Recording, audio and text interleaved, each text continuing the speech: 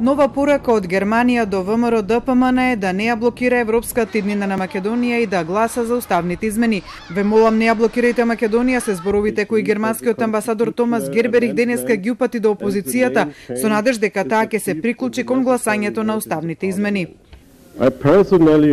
Лично се надевам дека опозицијата ќе се приклучи кон гласање за уставните измени, за да може земјата да продолжи кон НАТО и Европската унија. Ве молам, немојте да го блокирате ова за Македонија на долгорочна основа и на тој начин да изолирате државата на низиниот пат кон Европа. Пораката од амбасадорот доаѓа 2 дена откако владеачката германска ЦДУ-ЦСО и порача на ВМРО ДПМН дека доколку не гласа за уставните измени ќе биде одговорна за блокирање и изолација на Македонија. Заедно со германскиот амбасадор на дебатата по повод 25 години билатерални односи меѓу Македонија и Германија се обрати германскиот пратеник Торстен Фрај, според кого Македонија се наоѓа во многу одлучувачки период по референдумот пред одлука на собранието дали ќе се реализира договорот со Грција. Мислам дека е дојдено време кога опозицијата и владеачката партија треба да се приближуваат една кон друга и да се потрудат да најдат заедничко решение.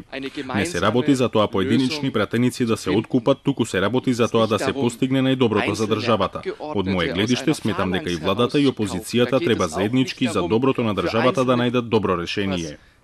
При тоа тој нагласи дека има разбирање за тоа што на луѓето во Македонија им е тешко во однос на договорот со Грција, бидејќи како што рече се работи делумно за националниот идентитет, но ти е важно да се разгледаат алтернативите и можностите.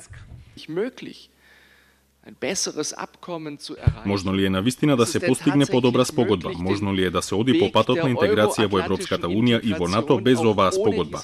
Ако сме искрени, ми се чини дека треба да кажеме оти ваква шанса нема да има доколку не се постигне спогодбата.